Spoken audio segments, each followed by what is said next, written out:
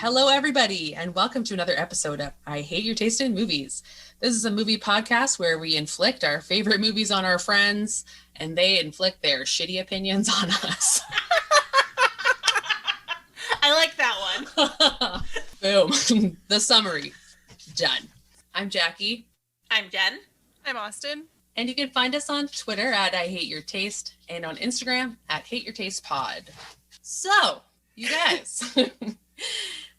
It's Blind Spot March, and so because of that, I had to choose a movie that I haven't seen in my genre, and I chose a movie that keeps popping up on these best 80s and 90s action movies lists that I looked at purely for the purpose of choosing a movie for this podcast. And I've heard of it, and I knew I missed it, and I knew it was amazing, apparently, and it is Hard Target, starring Jean Claude Van Damme. I'm still reeling, honestly, so I've never been happier with the choice of mine for this podcast. Yeah. I'm so excited to talk about this movie. It is wow. So, did anyone know anything about what Hard Target was about? No. At all? Not even a clue. Not even a little bit. I'll read what I wrote. Mm-hmm. I said, I know Jean Claude Van Damme is a martial arts guy. So I was trying to think of like professions that would require like hand-to-hand combat. Oh my god. You were looking for like sense. I was like, okay, maybe he's like a bounty hunter or a spy or an assassin. I really just started listing jobs. It never once occurred to me that he would be the hard target. He was searching for a hard target in your movie. Yes, mind. He was the searcher. Oh, okay. My thoughts. I said a target that is difficult to find and kill. She just defines what a target is. Yeah, and this is what makes it hard. I had no idea. I expected some of what we saw and also none of what we saw. So yeah, that's fair.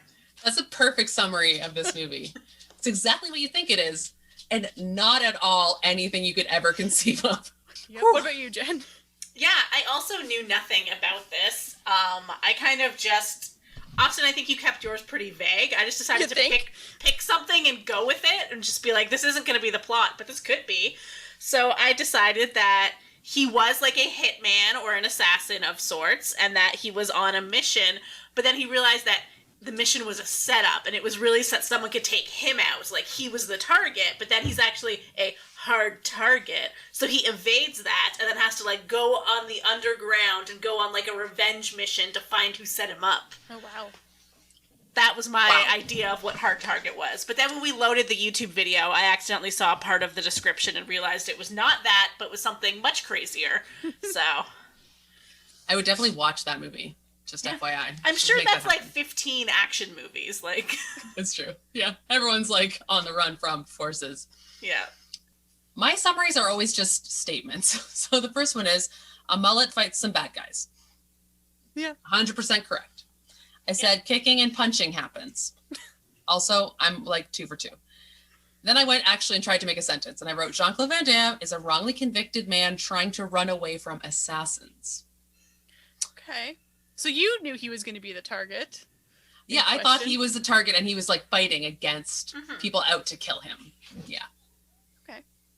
That's very Jean-Claude Van Damme role to have. It's like one man against a lot. You know, underdog, also kick punch kick. You know, those are his like hallmarks. Yeah. So confession, which I'm sure will surprise no one, this is the first Jean-Claude Van Damme movie I've seen. I was going to ask Austin if you were familiar with him in any way. The only thing I associate Jean-Claude Van Damme with was the one episode of Friends that he had a cameo in. Yeah. Yeah, he was filming Outbreak 2, The Monkey Bites New York or something like that. Oh, yeah. Which, by the way, Outbreak is a fantastic movie. We should watch that. So that's really the only reference point I had. I'm actually very happy that this is your intro to Jean-Claude Van Damme. He is exactly what this movie represents him as. Like, he doesn't get any better or worse than this. This is it. This is him. So, okay, yeah, let's talk about what it actually is about. Take it away. How do you summarize I'm going to try to find Hard Target? I want to find the sentence that was like the description, because when I saw that right before we hit play, I was like, the fuck? That's what this movie is? I will say that I understood what was happening from the first second. I was like, oh. You did. You. Yeah. Yeah. So we did our the same thing as we did with Saint Maud earlier. We watched this virtually together. I guess 2 days ago now. So we've had time to let it simmer a little bit. We were too amped up to have any kind of conversation. Yeah, and it's been really hard waiting 2 days to talk about this. Very difficult. Sorry, I just had to load up the YouTube video. So this is the description YouTube has for the movie. Jean Claude Van Damme and director John Woo join forces in this thriller about a mercenary who recruits combat veterans for his clients who pay to kill the most challenging prey of all, man. Yes. I lost my mind, and also at that point I was like, is he the mercenary recruiting people to get killed? What is this movie? Yeah, that description basically sells the story of the bad guys without referencing Jean Claude Van Damme at all. So again, that threw me, where I was like, oh, so he's the bad guy. Interesting. That's odd choice. Well, apparently, this is already spoiling one of the like 2 pieces of trivia that I had, but apparently the original idea was to have a lot more focus on the bad guys, and they were like, no, this is a Jean Claude Van Damme movie, not a bad guy movie. So right, although I did.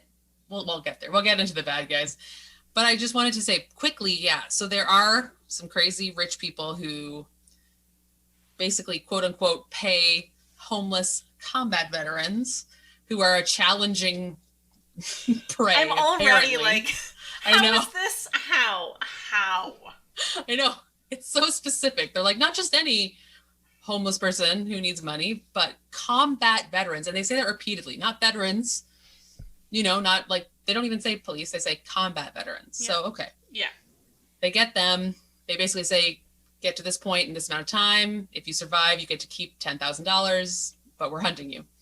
And so a beautiful woman's father has been hunted. She's looking for him. She hires Jean Claude Van Damme to help her find him. He is a sailor. Yeah, I couldn't figure out what kicked out of the Navy because he tried to beat up his captain who was selling illegal drugs. Was it the Navy? I thought it was something sketchier Merchant than Seaman that. Because or it had something? something to do with the union, where he didn't pay his union dues.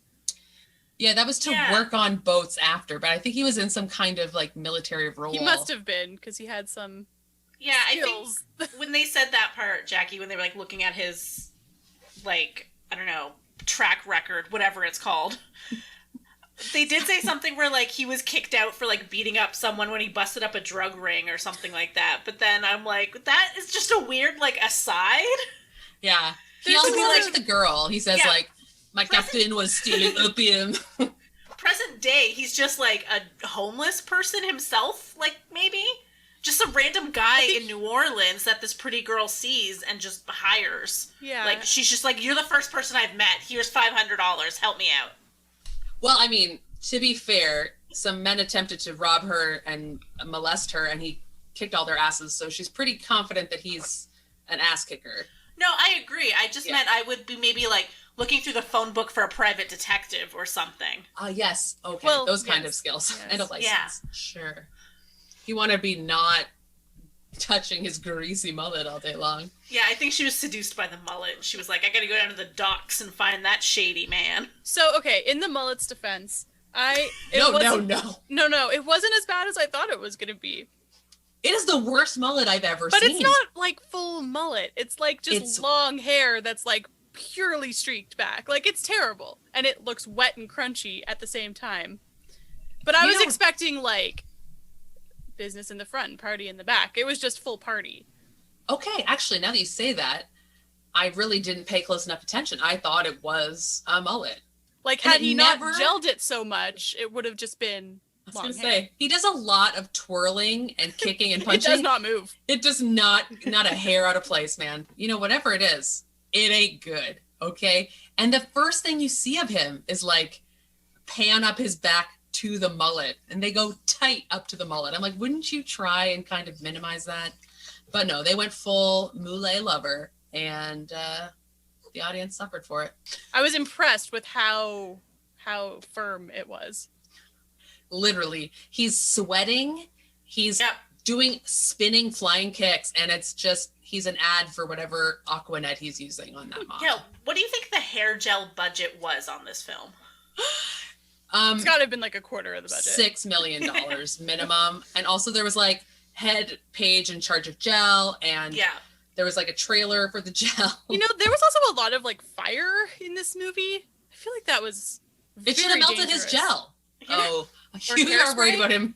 You're worried about him catching on fire. I'm worried about him catching on fire, being so close to fire with so much hairspray in the vicinity. I'm worried about him needing to reapply his gel because it leaked down his face. This is like, we're already in such sidebar territory, but can we just mention the fact that this movie tries to posit that he's like a French New Orleans person? Yep. To try to cover up the fact that he's clearly not American. Like, he's not speaking with a Louisiana accent in any way, shape, or form. But they're like, oh, he's from the Bayou. He's Cajun. And I'm like, no, he's not. But I love it. And then to punctuate that point, they make his only living relative have a stereotypically absurdly intense Cajun accent, which even more emphasizes how shitty Jean Claude Van Damme's accent is. Like, they don't sound at all similar. I'm like, this is the man who raised him. Like, come on. Yeah. What are you smoking? Born and There's raised. No way that man lived in America. But I was thinking too, like, we've seen quite a few like Schwarzenegger films at this point. They never try to pretend he's American. They're always just like, yeah, whatever. Yeah, it's fine. We'll never explain it. He's clearly Austrian, but like, no one really. It doesn't matter. Yeah. Like, they could have done the same thing here, where it's like, oh yeah, he was from the military in Europe, and now he's just a vagrant here. But I guess I also wanted to set it in a location where there was also like snakes and crocodiles and stuff. So they're just like, what's the best of both worlds? The Bayou. Which, you know what, I'm happy about, because the Bayou was a setting for the greatest moment in cinematic history, which we will get to, but not yet. Let's back it up for a second. I need to get excited. Yeah. Because we talked about his mullet, but we didn't really talk about his opening outfit or any of the clothes he subsequently wore. Do you mean like the denim on denim ensemble, or? What I was thinking about, the first time you see him, they like pan up. I think he's wearing jeans and a leather duster and fingerless gloves. They only show the fingerless gloves for like a minute and then they're gone. But I noticed those gloves and I really appreciated them. Listen, it's style. It's fashion. My favorite wardrobe was the moment where he took off. I think it was when the detective got shot and he took his duster off to reveal a denim shirt. It was like supposed to be this like nice sexy reveal. I was like, no, that's a denim button up. Yeah, like, and it was tucked into his high-waisted like acid wash jeans. Belted pants. Yeah, jeans, yeah. And later he takes off his denim shirt to reveal a ribbed white tank top. Yeah. Also tucked into his very high-waisted jeans with a belt, which is the weirdest. You know what? I'm not mad about it. I will take Jean Claude Van Damme any day over Bruce Willis or Arnold Schwarzenegger. Oh. What? Are you saying that he can wear a tank top better than Bruce Willis? Is that what you're trying to say? I think I just said that. I think that's what I just said. Oh my God, Austin, I feel so bad for you. Do you have a fever? Are you having like hallucinations right now? No. Bruce Willis does not do it for me, so that's what I understand why Austin was so forgiving of the mullet now. She's just focusing on the muscles. Or she's just like sexually attracted to a mullet, which is fine. I mean, you know, we're not kink shaming here. Just it's a surprise. Not a fan of the hair. Was a fan of the rest of it. Very interesting. Yeah. This is just actually good news for everyone because it's less competition for me to get with Bruce Willis, which is going to happen. And also, in general, this will make me laugh for the rest of my life. You don't think he's good looking? Not at all. Oh my God. Jean Claude Van Damme is not hot. Oh, he's not anymore. He has like a good body. I agree with that in theory, except for in the big body reveal of Jean Claude Van Damme, they pan up, right? Yeah. And he's holding something in his arm. And you can see noticeably when he's like, okay, the camera's on my arm, flex. And his whole arm flexes. And I'm like, you're so bad at your job that I don't find you attractive. You have to be good at your job, like Bruce Willis. But yeah, his body is like good. Yeah. And I really appreciate skill of any type. If you're skilled at like anything, that's hot. And he's very skilled at kick punching. And conversely, punch kicking. The man can do like some jumps and some splits and some kicks. So I do like his body's tight for that for sure. I'll give you that. But he's no Bruce Willis. We don't need to get into the depths of this because there won't be a winner. And I can already feel myself getting heated. One day we're going to have like a hottest action movie man showdown and like see what happens. I cannot be the only person who thinks that Jean Claude Okay, well, you know Van what? Jen never really has made a attractive. stance on Bruce Willis. I'm pretty sure I said I do not find Bruce Willis attractive. Oh, two wrong people. So sad. I am excited, though, that you think Jean Claude Van Damme is hot. Yeah. I feel like I've never had an action movie, and you guys have been like, that dude's hot. That's true. I'm opening your eyes to a whole new thing. Oh my God, wait till you see Time Cop. Oh, Austin. I mean, the guy's got a jawline that could cut glass. I'm not aware of that. He's no Bruce Willis. But wait, okay, let's move it on.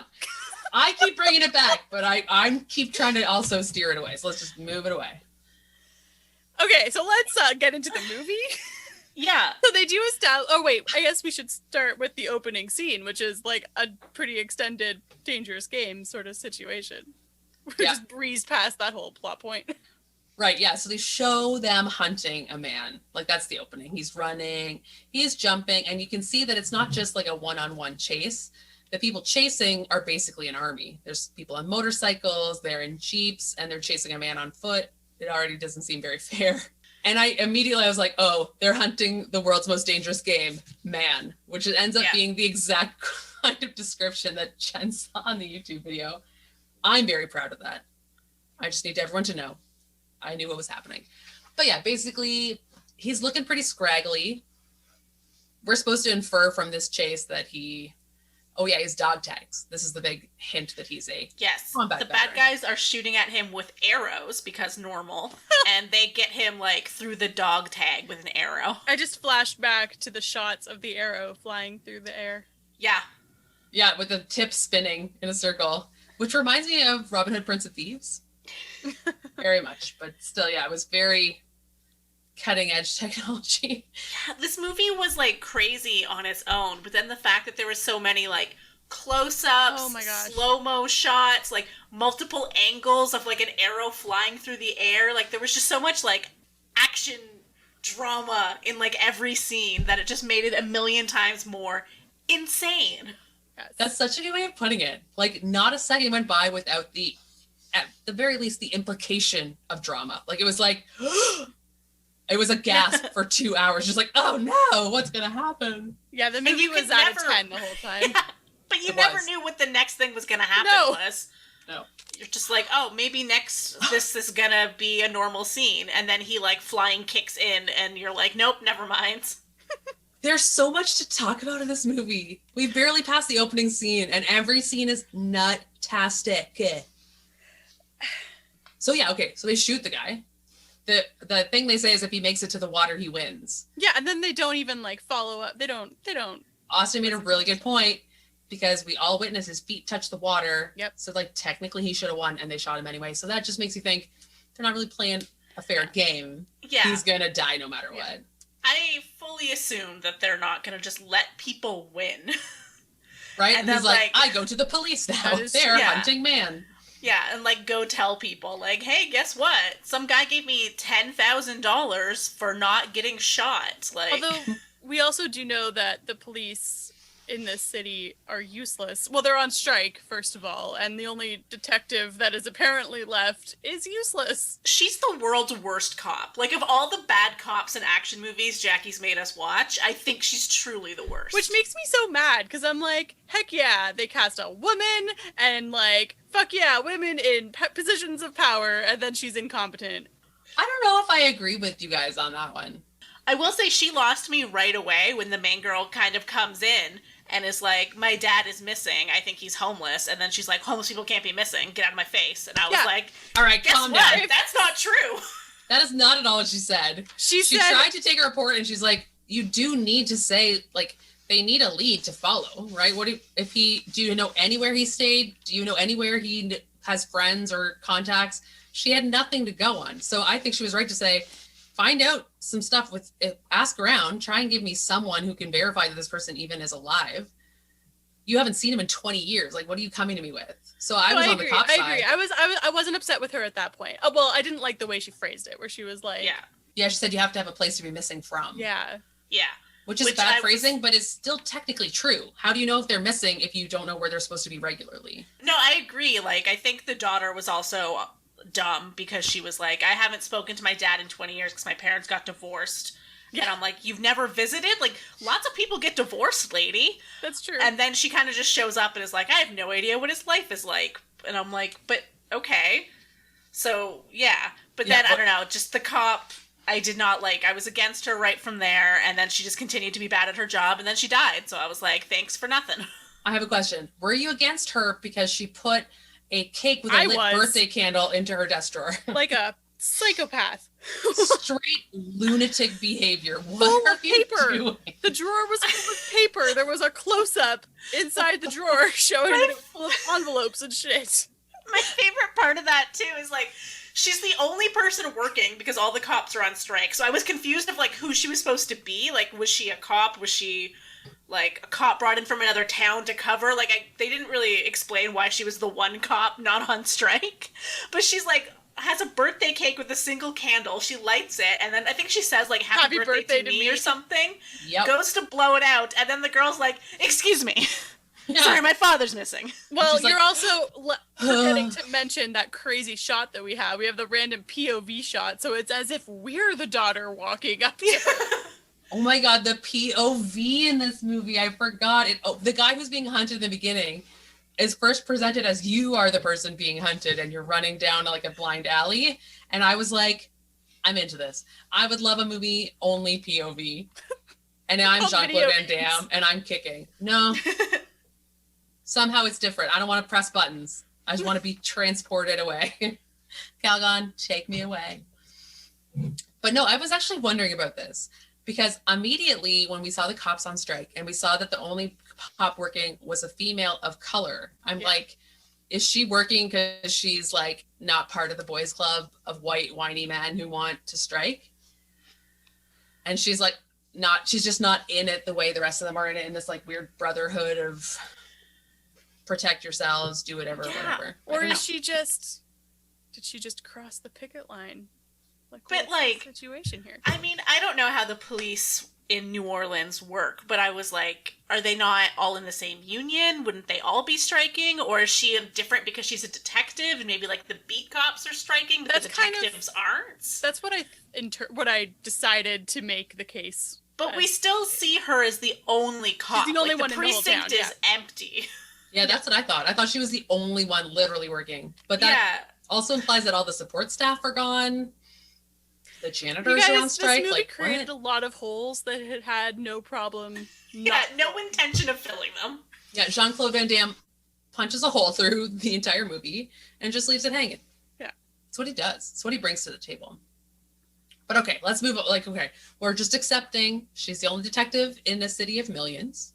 Mm-hmm. And she's too busy to investigate this quote unquote potentially missing father. Too busy having a birthday cake in her drawer with her lit candle. Can't she take 5 minutes to celebrate her birthday? Can she not have 5 minutes? I did just be like, let her blow out the candle. Yeah. Like, you know? Okay, that's on her though. You like this. Oh yeah, 1 second. Birthday cake done. Like, you don't have to be like, I guess it goes lit into the drawer. And why does it go into the drawer? Is insane no matter what. I just mean, you're walking up, you're seeing this woman ready to blow out a candle, and you're like, gotta get in there fast. You could just hang for a second, let her blow it out, and then go, sorry to interrupt. Are you working? Are you a police officer? I'm sorry, you're totally right. She's like, oh, excuse me. She like runs up like, pardon me. I can tell you're not in the middle of something. I have a question for you. So funny. Oh, that like, so that if it had been planned that way, it would have been very funny. But I think it was just poor editing. I have no idea. Oh yeah. So yeah, okay. So she tries to go to the cop. Cop basically says, you got to figure your own shit out. It's not cool, but I think it's kind of realistic. Like, you can't really make an investigation out of nothing. So I mean, she knows that she's not from there. And then she's just like, go find someone who knows the city and try to find him. Yeah. She does. First, she's like, go around to like the mission, hospitals, like do your due diligence. But then she straight up is like, get yourself a guide or you're going to be murdered. Yeah. Which, okay. Fair warning is one thing, but like, advising her to go hire a potentially unstable merchant seaman who likes to punch people. Maybe not the best move. To be fair to the cop, who I still think is the world's worst cop, she did not say to hire a merchant seaman. She did not say go find Jean Claude Van Damme. And it turns out she was correct in saying get someone or else you'll be murdered, because the first thing the daughter does is go to this seedy-ass bar in a sketchy part of town, start waving around wads of cash like, hello, I have money. Hello, poor people. How are you? Can I get one of my 50s put into change so I can use this payphone, I believe you call it? Very interesting, because maybe I'm just low class, but when she went into that establishment, I'm like, oh, look, a nice little diner. I didn't see seedy bar. I saw like, bread, bacon, eggs. Set me up. No, I agree. Like, I'm very low class, obviously. But I think, like, it's trying to set up, like, there's, like, shady individuals hanging around outside. It's, like, not a good town. Yeah. Like, kind of just in general, the whole area is supposed to be very, like, seedy. I think that's why the bad guys at one point kind of say that's why they came to New Orleans, is because it's so sketchy. Although I still have a lot of questions about that we will get to later. For some reason, like, to me, in my mind, having never been to New Orleans, it all has that kind of creeping plant, moist air, crumbly kind of a vibe. So the rundownness, to me, I'm just like, that's like the charm of New Orleans. It's older buildings and like facades. Anyway, all I'm saying is I need the real obvious things, like have it be at nighttime. You know what I mean? Have like a lot of people loitering on the street staring at you. I don't know. It just seemed so average city to me that I didn't really understand why she got jumped in broad daylight. That's the big problem with this movie. Everything happens out in the open in broad daylight in front of hundreds of witnesses every time. Even when she was being jumped, like the first time we see this woman prove that she's naive, she's flashing her money, she gets mugged by like 7 dudes in broad daylight. You can see across the street, there's like 10 people watching this happen. I'm like, why isn't anyone more subtle with their crime? Cops are on strike. Yeah, exactly.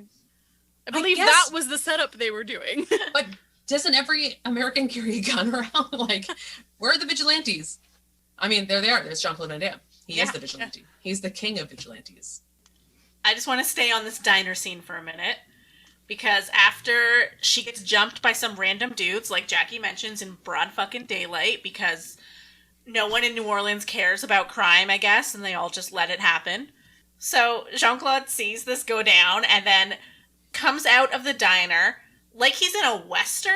It's kind of got like gunslinger vibes, and he like throws his duster jacket back like normally there'd be a gun there, but instead it's just to show that he's got legs, which he uses for kicking, and it is the best, weirdest, best, insane, best thing ever. You forgot to mention one key element. Please, Jackie.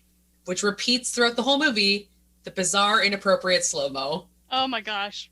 Oh yeah, yeah. He walks in like weird, kind of like old 80s slow-mo where it's kind of herky-jerky. So, and there's like, I swear there's like smoke behind him or mist or something, and he's like walking through it. That's what I mean too, where it had like Western vibes or something. It's like he's walking to go do like a shootout or something, but instead it's just to go kick a thief in the face. The best part, I mean, okay, every Jean-Claude Van Damme. Jean-Claude Van Damme. I love it. That's a better name. Twin. Jean-Claude Van Damme is Jean-Claude Van Damme. Oh man, I do like this. Okay, put a pin in that thought. I got to think about that later. It is just an exhibition of him kick punching. So obviously you know what you're getting when you get into it. But right off the bat, his kick punches are so ridiculous. Like, this movie isn't ever trying to make it look like a real action sequence. It's obviously a guy throws a punch, cut to a stationary hand that Jean-Claude Van Damme karate chops. Like, it is not seamless. There's no actual feeling of motion in any of these scenes. He just gets to like kick mannequins around. And I mean, I enjoy it, but it's not well done. It didn't bother me too much. That's good. It was no better or worse than other shit I've had to watch for this podcast. I'd appreciate it if you watched your language when you're talking about my favorite movies, but I accept this. I mean, I can't expect someone who doesn't watch action movies to fine-tune the action. So fine. Yeah. That's an understandable point. But I do say, like, sorry.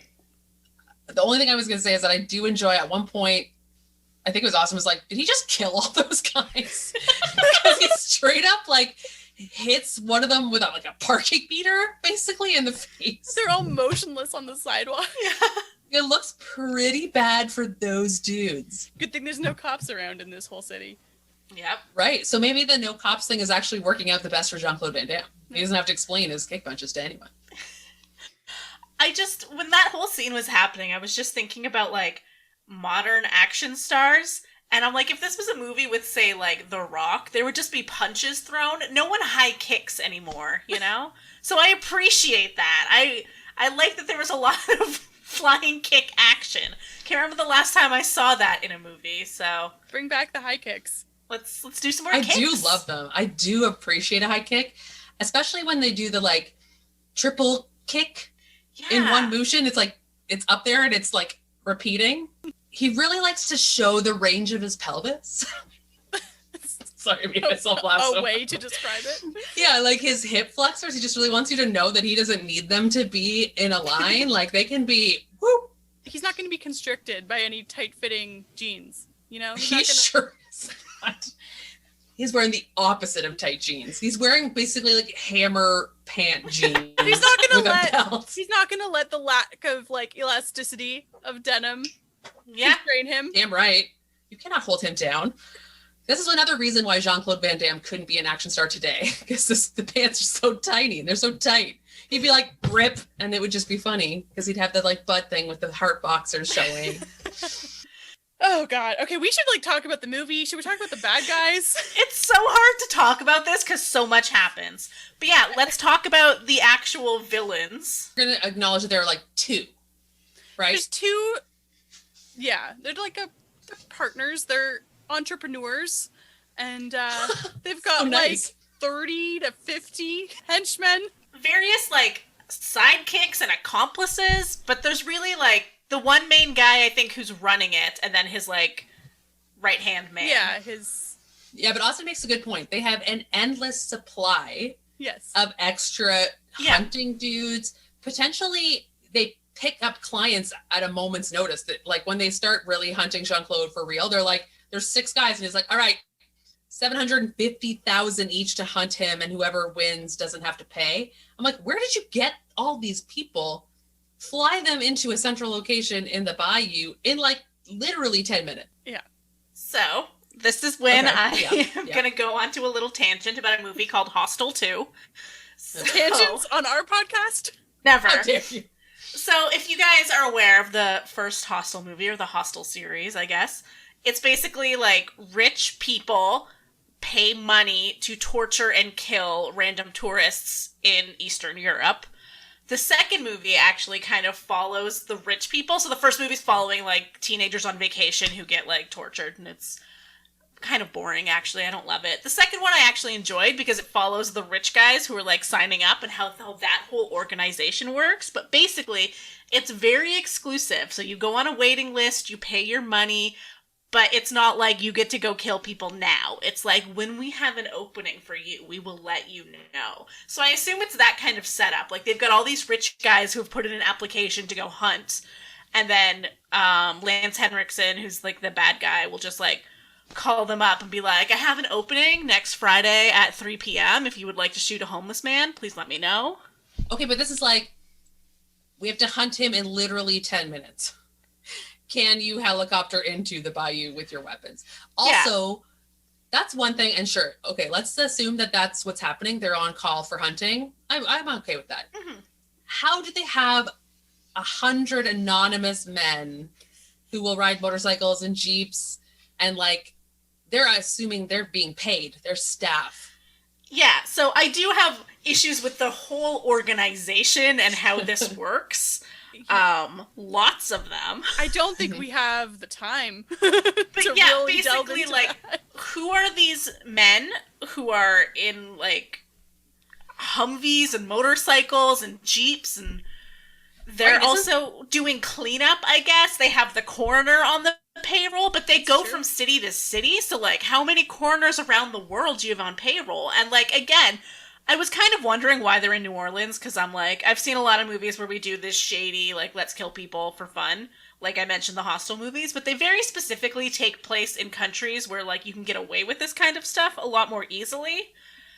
So I was kind of curious of why they were just in America. That seemed like they were making it a little hard for themselves. And I know maybe the movie was trying to say something about, like, how badly America treats its, like, war veterans, that there's so many, like, homeless combat veterans, like, I guess. But That's I just very really, generous of you. Yeah. I really feel like it would have made a lot more sense if they had been, I don't know, not fucking the middle of the street in New Orleans when there's millions of people who live there who see motorcycles chasing a man down the street and shooting at him. Well, yeah, and it's not even like the hunts take place in the middle of nowhere, like a giant field, or like it's like just downtown New Orleans.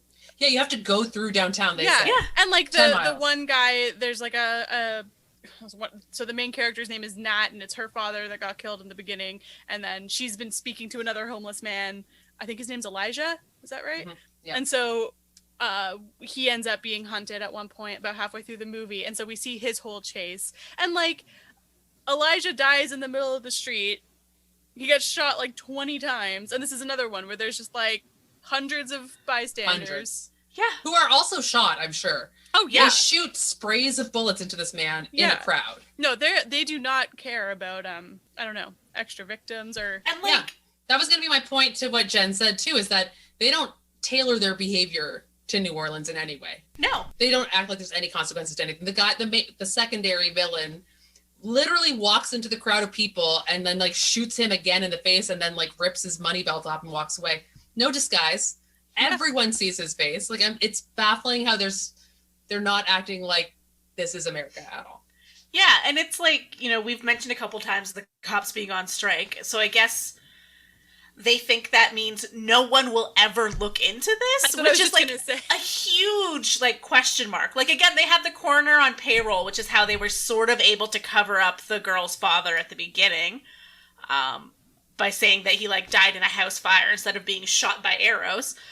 But like, just you think like literally no one is ever going to look into the fact that people are being hunted. Like even before this guy was in like the town square or whatever, they were going through cemeteries. They were like shooting at like gravestones. Like there's damage, there's sound. People know this is happening, and they're just like, well, next week we'll be in another town and no one will care. See, I didn't get this. I mean, I know that he says like, I guess it's time to leave New Orleans, but I didn't get the sense that he had any intention of moving until their cover kind of got blown. So I don't know how mobile they really are. Like, I don't know how much they pick up and go. He'd mentioned being in other countries. Right. But it sounds like they've kind of set up shop, and I would imagine they would have had to. I just don't know. Their expenses seem to be exceeding what they're bringing in. You think? Right? Like the house they're renting, the people, everything. They must be independently wealthy. They must be, but then why do you even run this business? Just hunt for yourself. Yeah. But then, again, like Jen's saying, someone's going to look into this, especially when you then kill the coroner who was on your payroll and then kill the guy who was procuring the homeless people for you. Like there's so many obvious connections.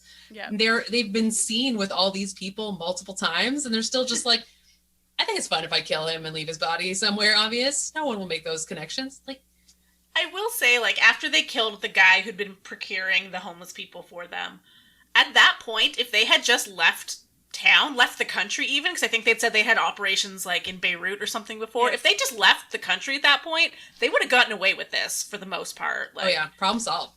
Like, you could have just left, but instead they were like, let's hang out until Jean Claude Van Damme and the cops show up, and we'll shoot at them. And then we'll make it personal, and we will hunt him down for the next 48 days, because, again, we have unlimited resources for this. Yeah. Do you remember how the bad guy playing piano? Yes. Yeah. That was such a weird moment. So that, to me, is the summary of, like, always the main villain in an action movie. In the 90s, lately. But around this era of action movies, they had this idea of like a main sophisticated villain. And they were trying to like shove this down your throat with this movie. He's like, look, he plays classical piano without even needing sheet music. Isn't he so refined? But at the same time, his face is like having a seizure. Yes. He's making these like grimacy expressions the entire time. And so I was like, what are we trying to get from this guy? Is he the refined, cold-blooded killer? Is he like the actual having a psychotic break type of killer? Like, who is he? And they never really answered that. He flip-flops all the time between being a straight-up lunatic and then trying to be like, gentlemen, this is a business. And because of that, I never really have any opinion of him. Like, he doesn't resonate with me as a villain. I'm just like, yeah, you're just a random dude. Your motivations are pretty unclear. You're just weird. I'm not invested. Yeah, I feel like the villain itself, like himself, doesn't really matter. It's more like the villain of the organization, I guess, as a whole, rather than the actual people running it. It's sort of more just like, you know, they're going to come and get us because we discovered this. And that's what Jean Claude is hiding from and trying to fight against. Because, like Austin mentioned, there's 100 different guys with guns that they have to fight throughout this movie. 10 get killed, they send 10 more in.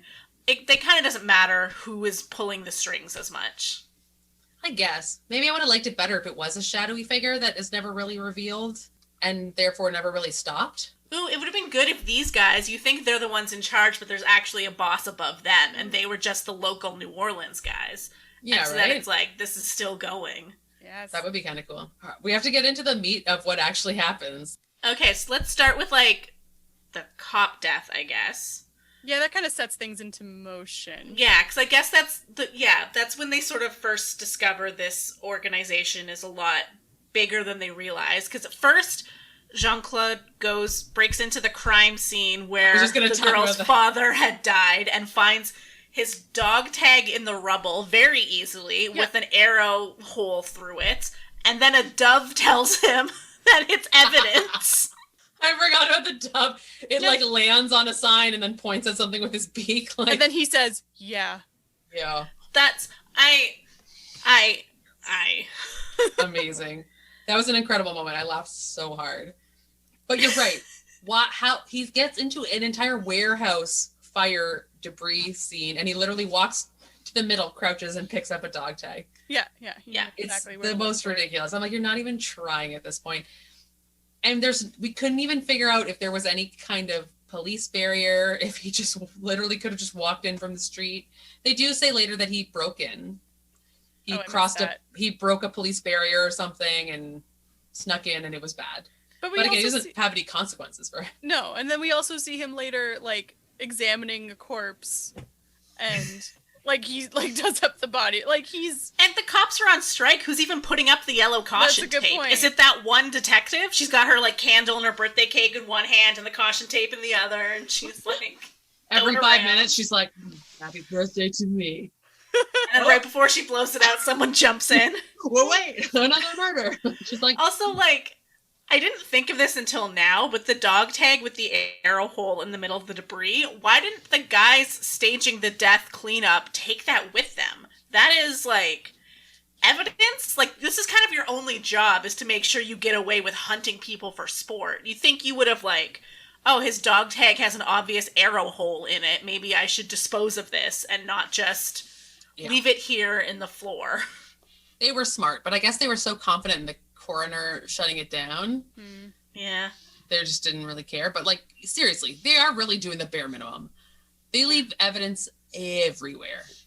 And like you said, or Austin said too, the hunts are literally happening in the middle of crowds of people. Like, they're just not putting any care into this, like, idea of not being obvious. Now I'm, like, fixating on the fact that this organization makes no sense, but they keep getting combat veterans because they say it's, like, a tougher hunt or whatever because they've got, like, the skills.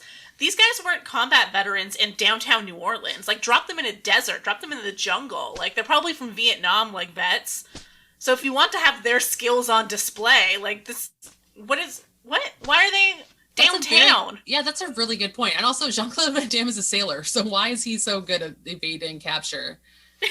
Like, none of these skills appropriately translate to what the game is. Yeah. And also, like, these aren't combat veterans at their peak physical fitness or anything. Like, you didn't pluck them out of the army. They've been down on their luck for months to years. They haven't been getting fed properly. They haven't been sleeping. Like, they don't really seem like they'd be up to the challenge. But again, maybe they just are using this line to sell it to the rich clients, but they don't actually want them to be in very good shape.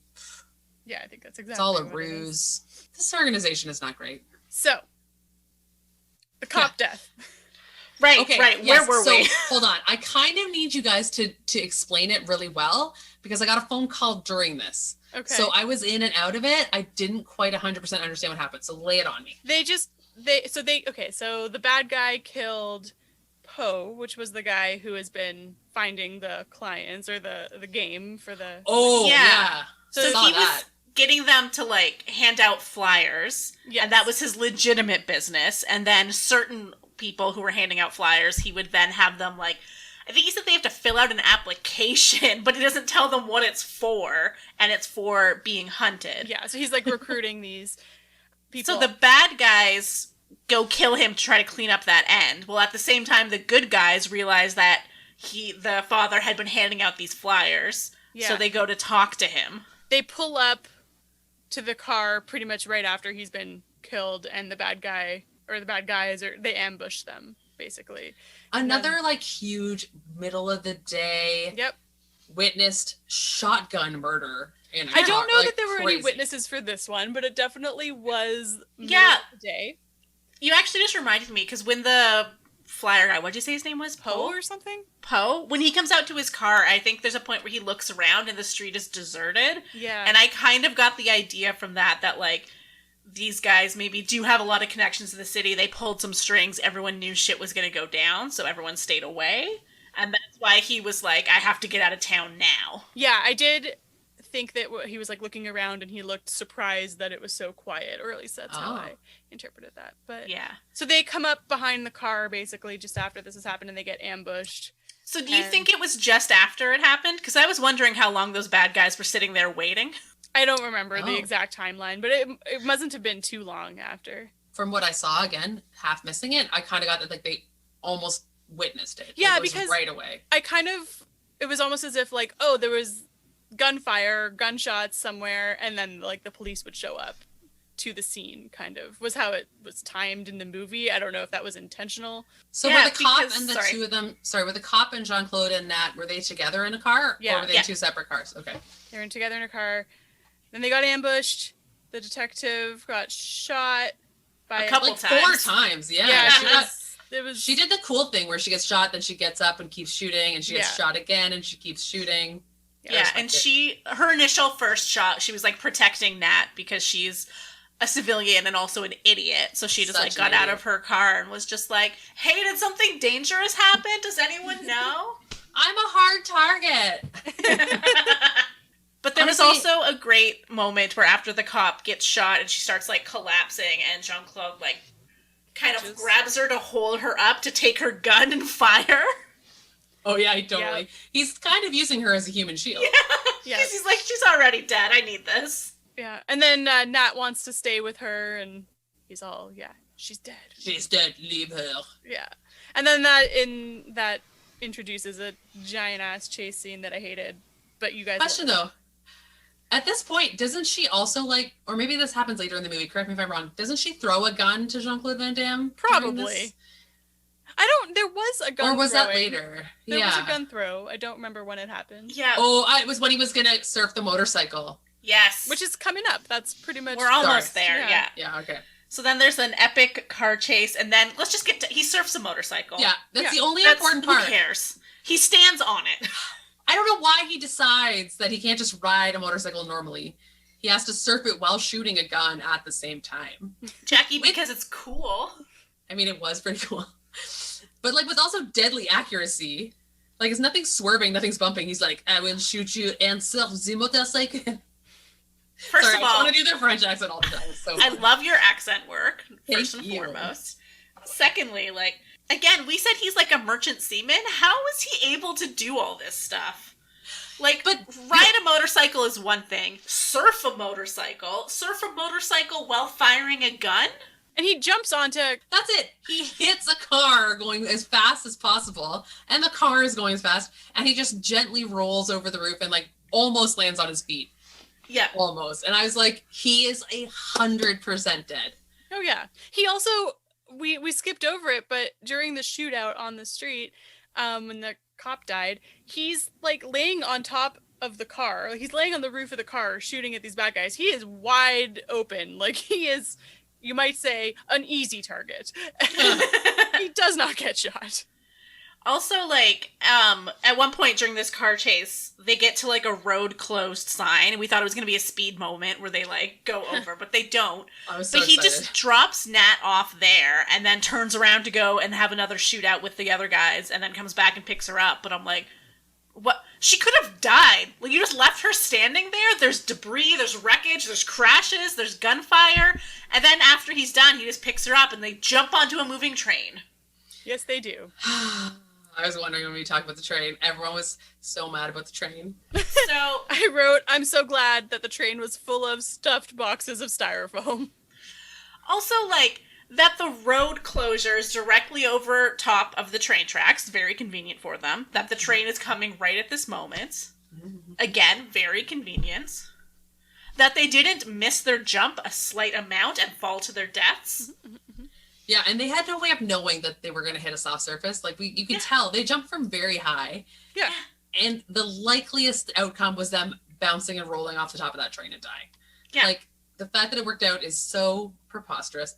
But it's also amazing because he's so confident in this plan. He has the time to make, like, a sassy quip.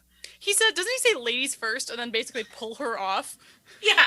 The way I remember it, which I think is wrong, is he's like, ladies first. And she's like, what? And then he just pushes her. Yeah. Like, straight up I don't like, think bye. I don't think he pushes her. I think he, like, grabs her. I like push better. Just like, ladies first. She's like, what? Test subject. Oh, you made it. Hold on, now jump to. Yeah, and so, like, okay, so now they're in the jungle, basically. They're in the forest or the marshes. And How do they get from the train to the marshes? Did we ever clarify I mean, that? I guess it's just, I mean, they I'm were trying on a to- highway, and then I'm assuming they just hopped off the train at one point and were walking through the forest. I don't know the geography of Louisiana. But Yeah, I am now trying to remember, like, how did they get to the forest? They just kind of rolled off the train at some point, and they were like, oh, we're a couple feet from where my uncle lives? yeah, and then the guys, like, the bad guys clearly knew where they were, because all of a sudden they're fucking man tracker. I don't... Oh, yeah. My favorite part is, like, so they start being, like, man tracker, literally. They're like, one guy is like, oh, I know It's where been the about train 2 is hours. going, and I can see their footprints or whatever. Yeah, he looks And at then his it footprints cuts- and goes, I think it's been about 2 hours or 3 hours or something. And then it cuts to, like, Jean Claude and the girl in the jungle, and he's like, well, if they have a tracker with them, we'll be found. And I was like, how do you even think this? How do you know they would have a tracker? Like, what? And also, you're literally walking on a very well-traveled jogging path. Yeah. Like this, you're not leaving broken branches in your in your way. She says, And she's falling over. Is there a trail? And he was like, this is the trail. And it's a trail. It's literally like 6 meters across of clear path. I'm like, this is not the wilderness that you're trying to represent it as. And if they were gonna have her, like, struggling or something, sure. Could it at least be with, like, maybe the heat or something? Like, Yeah. you're in the bayou, it's like a hot, swampy day. Maybe she's like, I need to take a break, I can't do this. Like, not that she's like, oh, I can't walk through this, like, I don't know, park trail, I paved know. bike lane. A branch touched me once. I don't know how to handle it. And then, You guys, the best scene ever made. This was like the happiest moment of my entire month. I was so, like, this brought me this, like, chest bubble pop feeling of intense joy. I loved this. You guys, okay. how do we broach this? We just call it. It's the snake scene. Okay. So Austin had commented around this time, I believe it was Austin, that the sexual chemistry between these two is a non-existent. There is nothing there. But then all of a sudden, she's like, oh, I'm so tired and sweaty. And he's like, close your eyes. No. He says, do you trust me? Yeah, you're right. Which is like a very romantic-y type of thing to say in this Right. situation. And she's like, of course I trust you. And then I think he asks her again. And then we're all there. I think Jen and I are both like, no. And Jackie's like, they're gonna kiss. But then But Jackie then- predicted what was going to happen, which I still can't understand how. Because they're in the jungle. They're looking at each other. They're making eyes. The movie's acting like something sexy is about to happen. Do you trust me? Yeah, and then Jackie goes, there's gonna be a snake. And then there was a fucking snake! Yeah. There was a fucking snake, that he grabbed with his bare hands. This is a very obvious action movie in a jungle trope. There's always a sneaky snake coming over someone's shoulder.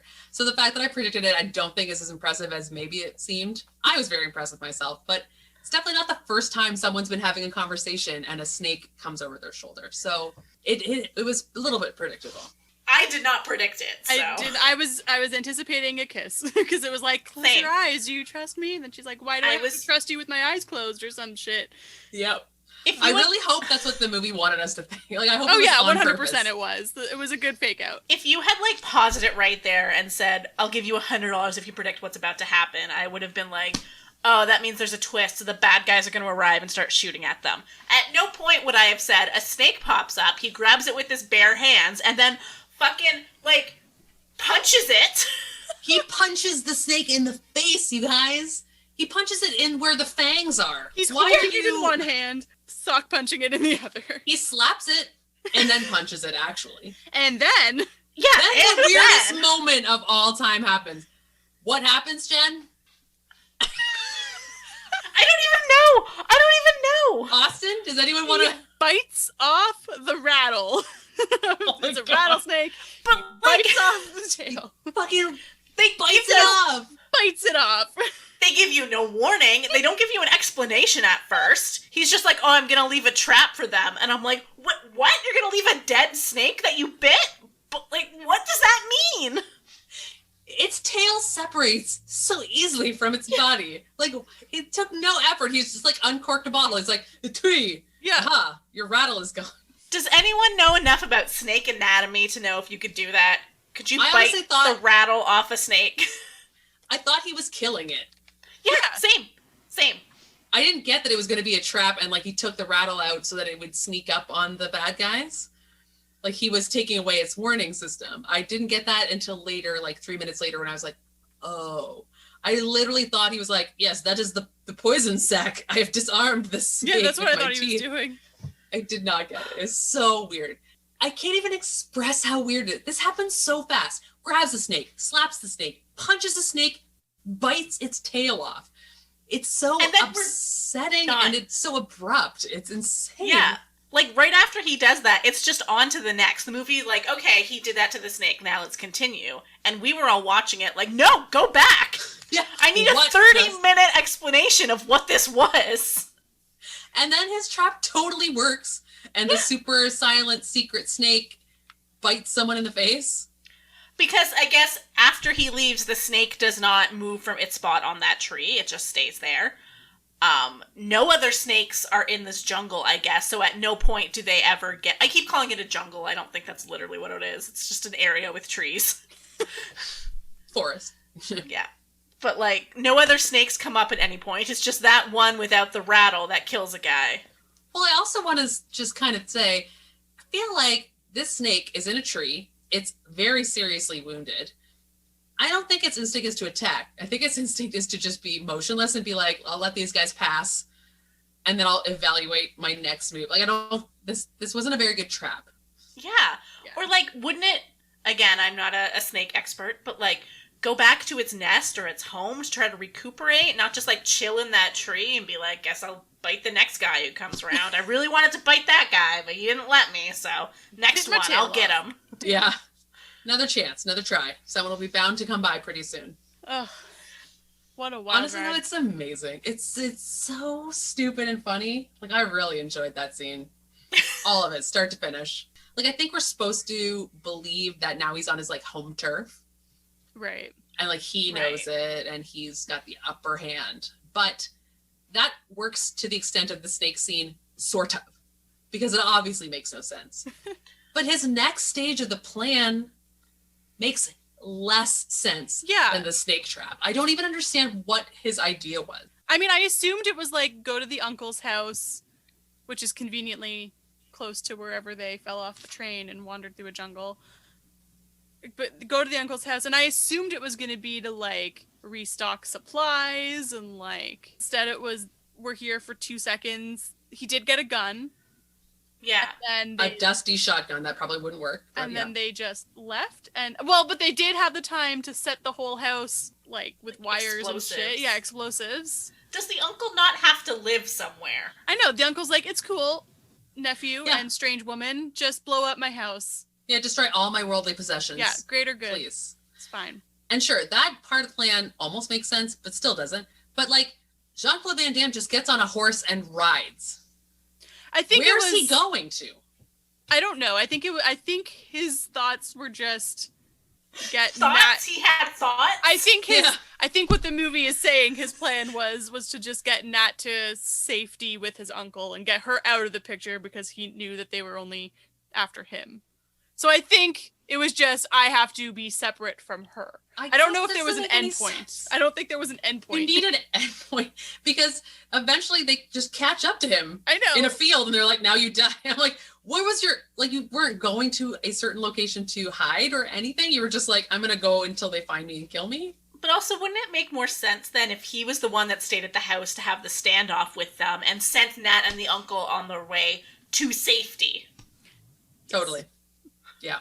But then we wouldn't have the creepy nightmare warehouse of old decrepit New Orleans floats. I lost my mind. Yeah, so somehow he's on a horse and he evades a helicopter, motorcycles, Humvees, and being shot at, literally, like, shot at.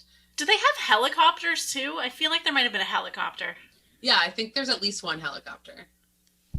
Because that's how the rich businessman travels. He wouldn't be in a Humvee, okay? Because, again, they have unlimited resources for this one thing. Guys, you can't ask questions about this. Yeah. There are no answers. They do not exist. I just don't understand how he goes from riding a horse literally in the wilderness to this factory. What happened to the without horse? Being murdered? We already established the horse is fine. But yeah, then he runs into, like, an abandoned warehouse full of old Mardi Gras floats, which I did not realize that's what it was at first. He kind of just went into this warehouse and there was, like, a giant creepy face, and I thought we were at Aliens. I thought there was aliens in this movie at this point, and they could have been, and I don't know if it would have been any more surprising than anything that happened. That's true. The whole scene in the Barbershop of Horrors warehouse, it goes again total nutso. It could be aliens from all the crap that happens in this scene. It doesn't make any sense. Like, there's pigeons pooping on bad guys. Oh, there's back-to-back against a wall, bad guy. Yeah. Sass dialogue. There's, like... Jean Claude is, like, lowering himself on a float at one point. Like, He also communicates with a pigeon. Yeah. The pigeon's, like, perched on his shoulder. And he, I forgot that it's perched on his shoulder. He's so still while he's hiding. There's a pigeon on him, and he's like, hello. They have a moment. Oh my God. Everything blows up. Everything in this movie blows up without any combustion or fuel source. Like, there's no reason for any of these things to be on fire, and yet they are all on fire. It's all the hair gel in his hair. Oh my God, is that what he does? He just, like, whips his head around and everything gets set on fire. And I get that these are all made of, theoretically, like, paper mache, etc. But you need a lighter first. Yeah, like, a bullet just doesn't set something on fire. I mean, yeah. So much happens and also nothing happens because it's just a giant explosion. And so much happens. And also, I had a real problem with the fact that they didn't just shoot anyone once. Oh my They God. always shot them like 10 times. It was a big and it was waste of always bullets. in the stomach. That is not how, like, I'm assuming your goal is to kill these people. And that's not, like, they're still able to shoot with a gut shot. Like, obviously they're in pain and they will probably die from an infection if they're not properly treated in the hospital soon. But, like, they're not out of the fight yet. yeah, I think the bad guy at one point, maybe it was after the guy got bit by the snake, the bad guy at one point was like, oh, I'm gonna, like, shoot this guy who's one of my, people on my team because I'm such, like, the bad guy. I don't care. This guy on my team, I'll still shoot him to, like, kill him. But he shot him in the stomach. And I think it was the snake bite guy. So I'm like, he's still just dying slowly. Yeah. Bit by a snake and now shot in the stomach. And he's just like, thanks. Like, could have done a headshot. Even if they didn't want to show it necessarily, you could have just not shown the body and show him, like, shoot. And then we have the implication it's a headshot. Yeah, the movie was kind of strange with violence. Like, it wasn't It wasn't very bloody. But it had don't know, there was a shot of like the earlobe getting cut off and like there the eyeball shot. Like it did have moments of like fairly graphic violence, like not excessively, obviously. I know it also like had to change around a lot to get a rating, an R rating, but like the violence depicted was kind of weird. Yeah. Are we off the rails, or did this movie just make us off the rails because it's so off the rails? That's it. You can't have a discussion about this movie in a linear, sensical fashion. Yeah. This movie doesn't exist in that way. I'm even trying to look at my notes, and I have things like he winked at a pigeon, and I'm like, how do we talk about that? Like, I have a totally note about something that we haven't mentioned at all, but it was like one of my first notes. I wrote the saxophone of it all. Oh, here we go. I knew Austin was going to want to talk about the music. I feel like that sums it up. The music is so bad. Oh, I love 80s sax. I'm into it. It's fun. Where was this attitude when I made you watch The Lost Boys? I was going to say, how did you not like The Lost Boys then? The star of that movie is a full saxophone scene. Don't know. I really don't. The music was... I mean, it was like everything else. It was like on top of all the weird edits and the weird slow-mos and the weird close-ups and zooms. It was just like the music just added on to it. It was too much. It was out of this world. I think, like, you know how some people say, like, less is more? The people working on this movie were like, more is more. We don't have enough. Yeah. We need to do 10 more things in this scene alone. Yeah. Yeah, 100%. You are 100% right. And you just summarized what I like in a movie. More is more. That is my life philosophy for enjoying a movie. I want it up to the nth degree, nonstop, go, go, go, kick, punch, kick, boom, and I'm in love. I remembered I did have a thought as I was watching this that I wanted to bring up. How do you think Jean Claude Van Damme is going to explain any of this? The building on fire, the hundreds of dead bodies strewn around between there and his uncle's house. My last note is what happens and now. What happens? Grenade down the pants. And what happens now? Like, the dead cop, like, that has, like, his jacket next to her. Like, how is he explaining anything of what happened over these past 2 days? Interesting. Didn't consider that. No. Because the movie ends with them, like, walking out of the warehouse. Problem solved. But we know... just, like, take his money that she paid him and get it on his boat and gets the fuck out of town. Yeah, and he's like, someone else. We know that when there's no police in town, what do they say? Without the cops, the city stops. And so it's just like it's basically purge, right? It's purge, yeah. Yeah. So it's fine. I kind of am under that impression. Yeah, I think that's what the like, movie is fine. saying. But you're right. The forensic evidence of his coat and all the murders and the blood everywhere that he shed, like, that doesn't stop existing. When the cops come back to work and they're like, now we got to handle this 84 dead bodies in one day. They're like, they're going to find him. And his information, well, I guess it's the 80s, 90s, but I was going to say, like, his stuff's on file if he's had military service. Like, his fingerprints, definitely. I don't know. Yeah, he's on file somewhere because the bad guy's got a file on him. So, like, if they could do it, the cops theoretically could find something. Because there's no evidence to back up his claim that they were hunting people. Yeah, honestly. I was just going to say, there's nothing to prove it because everyone's dead, so he looks like the bad guy now. Oh my gosh, we made it. I think we did. I think there's so many more things we could talk about, but they're all so isolated and small that I think we're probably at a good stopping point now. Yeah, because otherwise we'll just talk for like 6 more hours about like every specific little scene, which like I think we'll do over the course of our friendship. We'll talk about this movie forever. But maybe for the podcast, we might have to wrap it up, or else we're just going to be like, he punched a snake and then bites its tail off. That's the part that I can't get over. And then the movie just like smash cut next scene. And I'm like, no! I know. We were all just like, wait a minute. We need more time on this. Okay, we can't rehash. It's perfection. Yeah. Yeah, okay. We're stopping.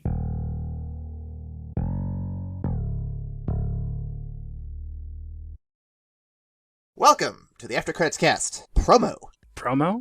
On our own show? No. The I Hate Your Taste in Movies podcast has graciously agreed to cross-promote with us. Ooh, cool. Okay, so then what do we say?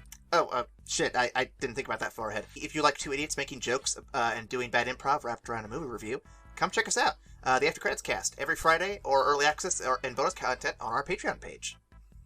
And that's it. That's it? That's all you got? Why don't we tell them about the newest episodes for Godzilla vs. King Kong, where the podcast has been taken over by Monarch? I'll write that down. I mean, if we can take it from the top. How long is this promo supposed to go for? They told me 30 seconds to a minute.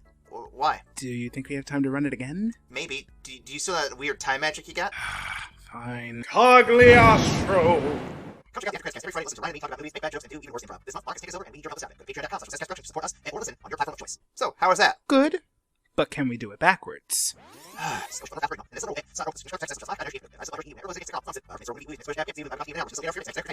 Better, but it's missing something. Look. Just tell them to click the links down below, subscribe if they can, donate to the Patreon, and you know what? We'll see you after the credits.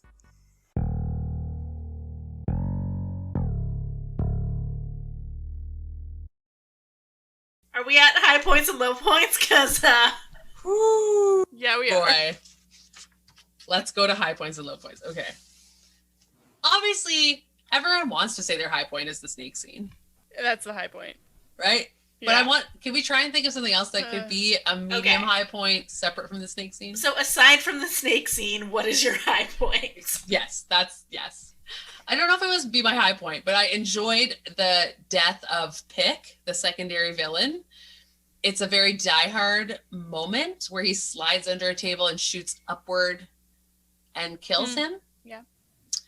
And I like how you can really find threads between almost every action movie to each other.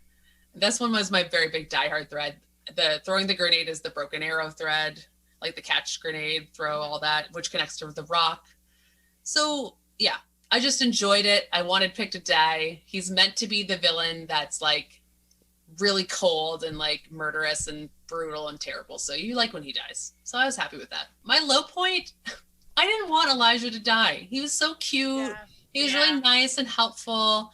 And like Austin pointed out during the scene of Elijah's chase, he really didn't get the head start he was supposed to. Did not. They were like, you have a 5-minute head start. And then literally they're like, now it's been 3 seconds. I think that's enough. Let's start shooting at it. Like, he didn't get any kind of real chance, which is unfair. And then the guy hunting him is like, I don't want to do this anymore. I wounded him. That's all I wanted to do. And then Elijah kills the rich guy. And I'm like, oh, none of this is good. I wanted Elijah, if he was going to have a death, I wanted it to be a big blaze of glory or something cool. I wanted him to fight back more or make more of a statement. He's very resigned. Yeah. Yeah, Because he was like a really nice guy. Yeah. Sorry. No, after he killed the rich guy, I was like, yeah, he's gonna, like, fight back and do all this stuff. But then once he gets to the town, he kind of is just like, can someone help me? And everyone's like, no, we hate homeless people. This is heavy-handed. And then he just kind of, like, stops and is like, all right, well, I guess they're gonna kill me. And I was like, hide? Run? Keep going? Yeah. There's all these buildings. You're in the center of town. There's alleys. Like, there's a lot of places where the trucks can't go. I just thought that he would have done better for himself. Yeah. And also, they just really take a lot of time in the beginning to set up that he's nice and helpful and is trying to be on his feet and is, like, recovering from whatever put him on the streets and all this stuff. So I just think they done him dirty. Didn't like it. Yeah. That was my, I guess don't usually do low points first, but that was my low point as well. I really didn't like when he was asking for help and begging for help and everyone was just ignoring him. I thought that was kind of hard to watch, actually. So I felt bad. Yeah, I liked Elijah. My high point, that's not the snake. I liked his communication with the birds. Oh my god. That's your high point? It's my high point. He talked to a dove. Him and a dove had the dove told him about a clue and he said, yep. And That's true. And then he had a pigeon perched on his shoulder and they were like, here's our plan. You're going to poop on this dude and then... You think he told him to poop on the guy? I think they, like, planned something. Do you think he communicates with birds on the regular? Like, he's got some sort of animal speaking ability? He was doing that whistle constantly. I think that's his bird call. He speaks pigeon. I will say that at least twice when he enters a scene in slow-mo, there's a slow-mo dove as well. Yeah. So they're with him.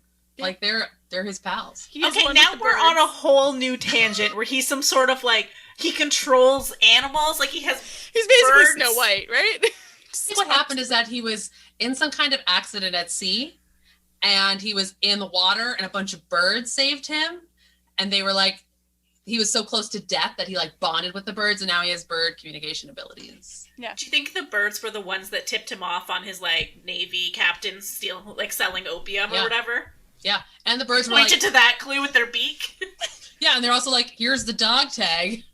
We're helping you find it in this entire burnt warehouse. Totally. This actually patches up a lot of the holes in the movie. It really does. Birds. How he knows things. It's no more ridiculous than some of the things in this movie. When the train was coming, the bird was like, "Rah, third car is full of straw. Jump into that one." Why do you think he's been like fucking humming to birds the whole time? He's got a bird call this whole fucking movie. He flew into the train. He didn't jump. He soared down onto the train. Yeah.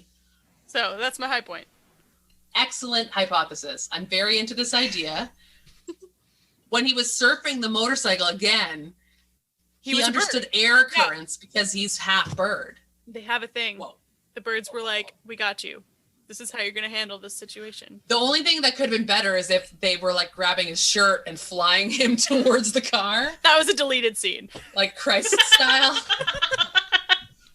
I'm into this idea. All right. God. Great. Perfect. No complaints about that. Yeah. Jen, you got to try and top that shit. Good luck to you. Can't, because Austin just broke my brain. I think my high point, it does include one of the birds, so... But I think my high point is when they're in the float factory and he's just slowly being lowered down to go kill. And there's like... On a bird. On his I was gonna, it's a bird float, guys. That was a bird.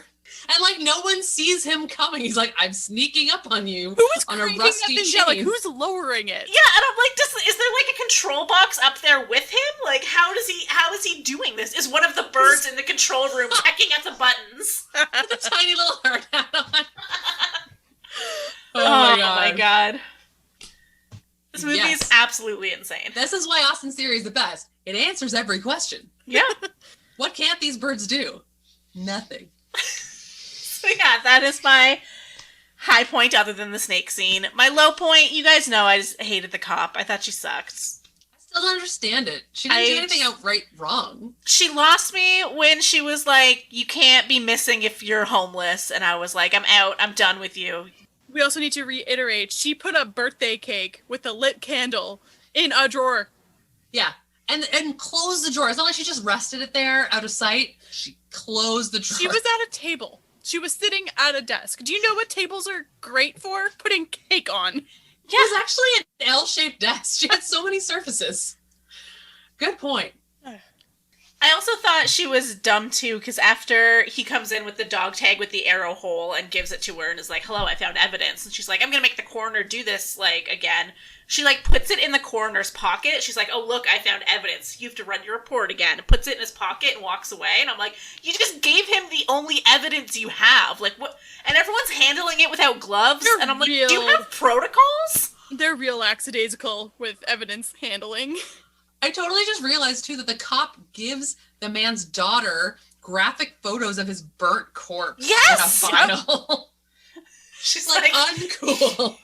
She's like, here you go. He's, You're like, unrecognizable. Oh She's a my God. bad police officer. I'm on your side now. There's too much evidence saying she does not know what she's doing. She is literally a woman who came in off the street looking for a cop. No one was there. She You know sat what? at the desk. Did she And ever have then a the other badge woman or came anything? Do we have any proof? Is this woman a detective? Or Now I'm like, maybe we've enough to- solved it. Because, again, the cops are on strike. She was the only one in there. She just came in and saw a birthday cake and was like, I'm going to sit down here and eat this. Happy birthday to me. And then the other girl's like, hello, detective. I'd like to file a report. And she's And like, she just sure. starts typing. Why not? I can be a detective. You know what? This Maybe. makes so much more sense. Maybe she was delivering the cake. Oh! And no one was there, so she's like, happy birthday to me. And then she was like, no, now you gotta work. Yeah. This makes more sense. This makes as much sense as the birds, honestly. Yeah, so, okay. So Okay, he maybe speaks she's to a birds. bird. She's actually 3 birds in a trench In a trench coat. Oh my god, this fucking movie. I love it, so great. What do we do now? Quote? No, I have an important question. Sorry, we can't move on yet. Do Okay. you think think Nat and Jean Claude Van Damme had sex after the events of this movie? I prefer to think they did not.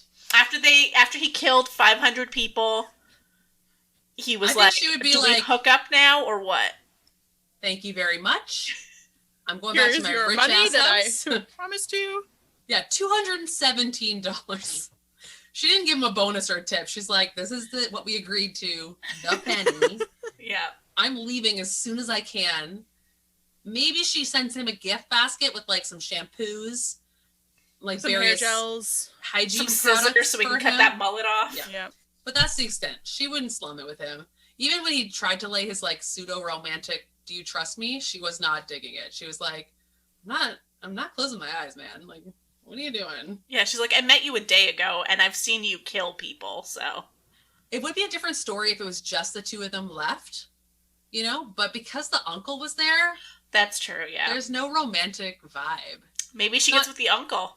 Maybe. He seemed nice. They had more chemistry than her and Jean-Claude. Yeah. They He spent did. more like time having conversations. Yep. Oh boy. Anyway, quotes. Unsurprisingly, there's not a ton of dialogue in this movie. Someone says, "You seem to have a real talent for attracting violence." And he says, "Does that make me a bad person?" And when he says it, you're like, what is he? Is that sarcasm?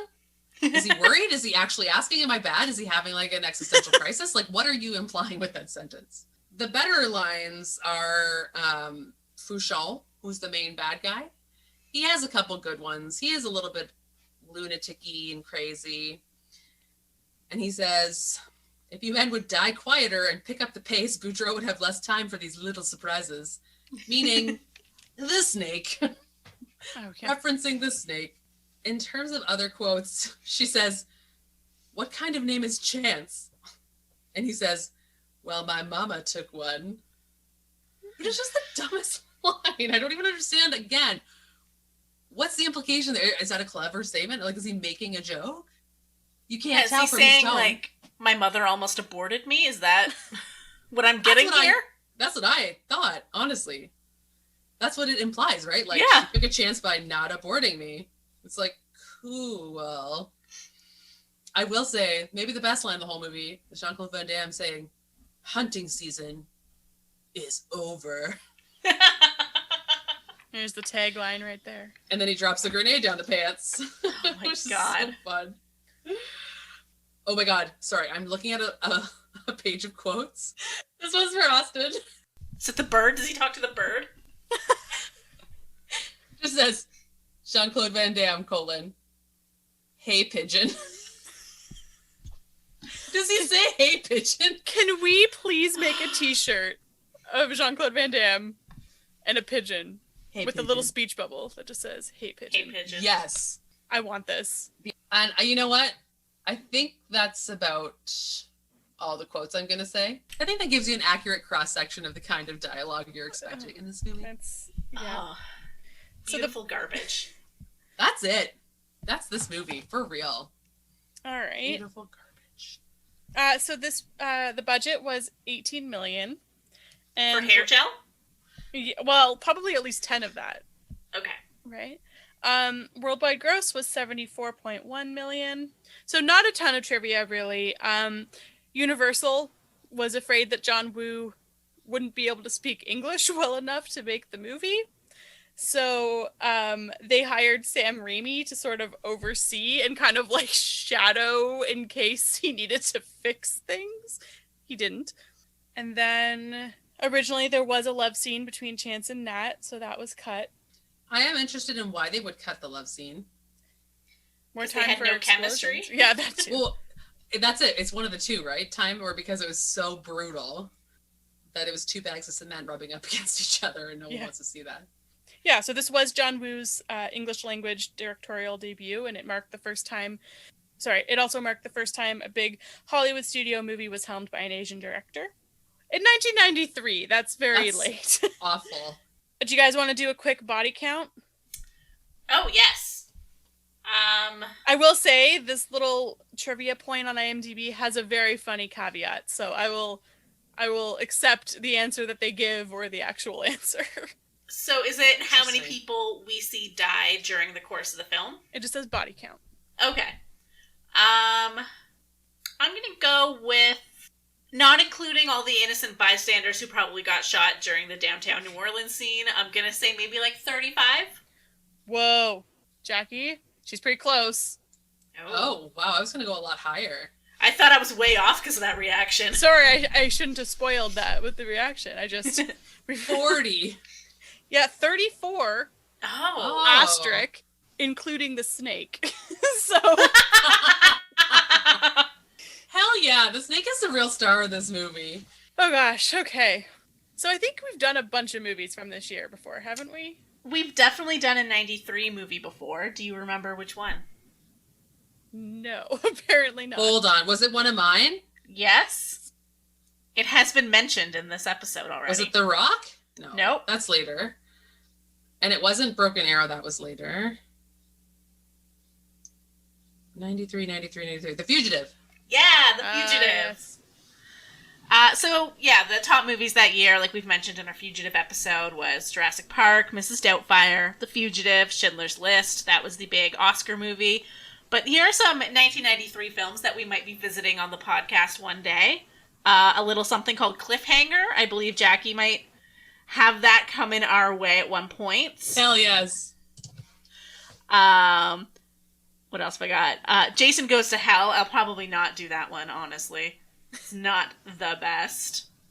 What is... Oh, Nightmare Before Christmas. We might see that one day. Yep, that's on the list.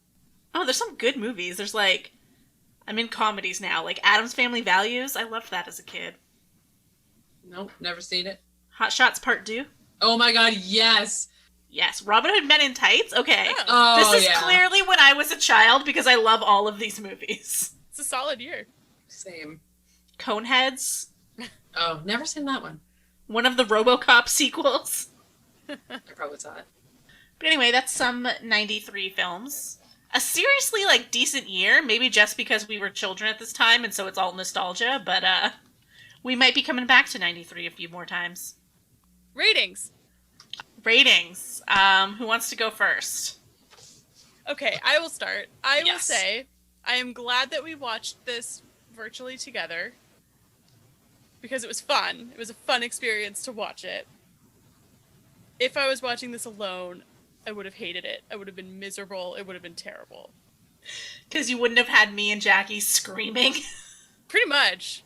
Constantly screaming. This is because we talked about this last week or a couple of weeks ago where Jen, and I think Jackie too, like your reactions to like, this is insane is like, this is a good thing. This is a point in the pro column. Whereas I don't have the same reaction to that. So I'm glad that I watched it with you guys because it was a very fun evening.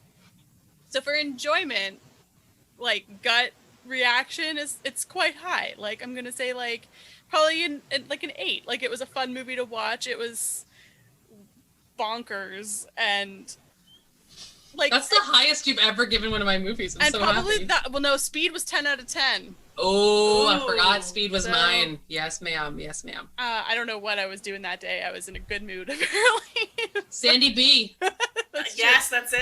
She's just She's watching over us at all times. Sandy Okay. B. so yeah. So I'll say like an 8 for just pure enjoyment, fun activity. It was an enjoyable 2 hours. Quality, though, is where it gets trickier because this movie is shit, and so I'm going to give it a 2. Nothing was well done about it. The music was insane, the editing was insane, the cinematography was insane. Like, I have no other... It was terrible. It was terribly made, so I'm giving it a 2. So I that's respect that. probably my largest discrepancy. But, yeah. Yeah, I get what you're saying, because I was trying to think, too, what my enjoyment was. My enjoyment was really high. I had a great time watching this, because it's so fucking bananas. Yeah. Like, it was hilarious and insane and mind-blowing, and the snake, like, just... Say no more. The snake, Right, that just that's it. automatically puts it up there. So I feel like my enjoyment was probably, like, an 8 or a 9. And then quality is really hard to pin down. Because, like, was it good in the sense of, like, well-written or acted? No. Was it good in the sense of, like, some of the stunts were good? There was a lot of explosions that were exciting. So maybe I'll just give it like a 5. I respect that. I really do. And it's, again, when I restate my ratings, it's going to be really similar. Enjoyment, I gave it a 9 out of 10. Loved it. Will watch again. Thoroughly enjoyed it. Did feel a tad long. It's so long. And, yeah, there was a couple little problems. I mean, you're always going to find that, but overall... little problems. Just a dude, few. You solved them all by saying he communicates with birds, so I now can say there are no problems. But, like, yeah. I wouldn't give it a 10 out of 10. I don't consider it perfect, but it was a rip-roaring good time. I very much enjoyed it, and I think, as opposed to Austin, if I was watching it by myself, I would still enjoy it as much. I liked it. Happy we finally saw it, and I'm happy that it's erased from my blind spot, because I feel like I'm a more complete person after watching this movie. Rounding out my education in action movies. In terms of quality, I actually had a kind of struggle with this because I like the low quality of it. The dated 80s, 90s feel, the like choppy slow-mo, the weird decisions they made with like him lowering on the bird. Everything had flame behind it at all times. So, like, that appeals to me. I like the way it looked. It was so stupid and old that it really fits into what I want from a 90s action movie. So, for quality, I'll give it a 7 because they made a lot of choices. They don't hold up now, but I can see what they were doing, and I like it. I like the way this dumb movie looks because it is so dumb. Yeah, I get what you're saying. Like, I feel like this movie knew what it was, and it was ridiculous. So it wasn't like trying to trick us into thinking there was a good movie happening. It was like, and then shit catches on fire because you want it to catch on fire. Who cares? Yeah, everything explodes for no good reason. And the explosions, like, this isn't CGI. This is like they blew up an entire quarter of the world. And I appreciate that. So yeah, that's that. What an experience. Thank you for taking us on that journey, Jackie. I had no idea we were in for such a crazy good time. Honestly, it was as fun for me. It made up for Saint Maud. Yeah. Totally. Right? This is like way better than what you expect. Especially when you hear the words, this is a 90s action movie starring Jean Claude Van Damme. Like, I feel like you start with pretty low expectations. Yeah, I really did. I mean, from my description, I thought it was going to be a lot more generic than it was, and this was not generic in any way. This was truly a singular experience. If there are other movies out there like Hard Target, can people just let us know? That would be great. I would love more recommendations of like off-the-rails bonkers, but not self-referential cleverness bonkers, but like just straight up we're just doing whatever we can find. Oh, look, there's a warehouse full of things that are Mardi Gras floats. Let's go blow it up. Like that kind of bonkers, for sure. Yeah. More movies with, communications with birds. I would love that. Those. Oh my gosh, Friendometer? Green? Super green? Super green. I love these blind movies because I can't take anything personally at all. Yeah. I'm just like, yep, you're right. He talks to birds and murders snakes. Like, this man is a Renaissance man. Okay. What do we got next week, Austin? So it's my turn. So I've been going back and forth because I think I've mentioned before that I do have fairly large blind spots when it comes to some of the classic movie musicals. So I think we're going to fill in at least one of those spots next week. And my gut instinct is telling me that we should watch Meet Me in St. Louis with Judy Garland. You guys, I'm assuming you guys haven't seen it. I didn't actually ask if you had, but I'm assuming you haven't. No, I know a little bit about it, but I haven't seen it. All I know about it is from Sex and the City, the movie. Yes. Okay. Clang, clang, clang goes to Charlie. Yep, That's the it. Charlie song is pretty much what I know from it, so. Cool. All right, so, oh my gosh, we made it. That wraps us up on Hard Target. We've been chatting for at least 7 hours, it feels like. I love Austin's description. I think it was Austin who said it. She's like, this is a fever dream. Like, It should be Hard Target, fever dream. Yeah. It's insane, and I loved every second of it. Yeah, we talked forever, and we could continue talking for another 3 hours, so. At least. Oh boy. Okay, so next week, Meet Me in St. Louis. I don't know how to pivot from that. In the meantime, you can follow us on Twitter at I Hate Your Taste or on Instagram at Hate Your Taste Pod. We also have a website. It's IHateYourTasteInMovies.wordpress.com, and there are links there to our merch. And we also have a Buy Me a Coffee account now. So if you would like to throw a little bit of support our way, we would greatly appreciate it. You can find us if you just search I Hate Your Taste in Movies at buymeacoffee.com. And thanks so much for listening. Please leave us a review on iTunes or Apple Podcasts, and we'll see you next week. Bye.